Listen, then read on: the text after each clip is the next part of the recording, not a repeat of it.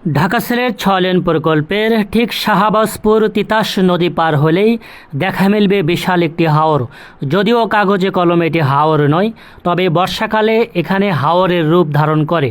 তবে দেখা যাচ্ছে যে হাওরের পাশ ঘেঁষে ঢাকা সিলেট ৬ লেন প্রকল্পটি যাচ্ছে, অর্থাৎ এই অংশে শুধুমাত্র একটি পাশে জমি অধিগ্রহণ করা হয়েছে।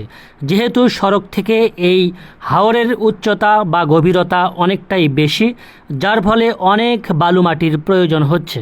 আমরা গত পর্বে দেখেছিলাম শুধুমাত্র ঢাকা সিলেট ৬ লেন প্রকল্প যেদিক দিয়ে যাবে সীমানা নির্ধারণ ছিল। এবার সে দেখতে পাচ্ছি অনেক অংশে বালু মাটি ফেলে সড়কটিকে লেভেল করা হচ্ছে। কিছুদিন পরেই দৃশ্যমান হবে ৬টি লেন, অর্থাৎ 4টি লেন হবে মূল সড়ক, আর দুই পাশে একটি করে দুটি থাকবে সার্ভিস লেন। দর্শক, ঢাকা সিলেট ৬ লেন প্রকল্পটি জায়গা ভেদে ক্ষেত্র বিশেষে কাজের অনেকটাই পরিবর্তন এসেছে। কোথাও বা চলছে মূল সড়ক নির্মাণের কাজ, কোথাও বা চলছে ব্রিজ কালভার্টের কাজ। এছাড়াও এই প্রকল্পের বড় একটি জটিলতা দেখা দিয়েছে জমি অধিগ্রহণ।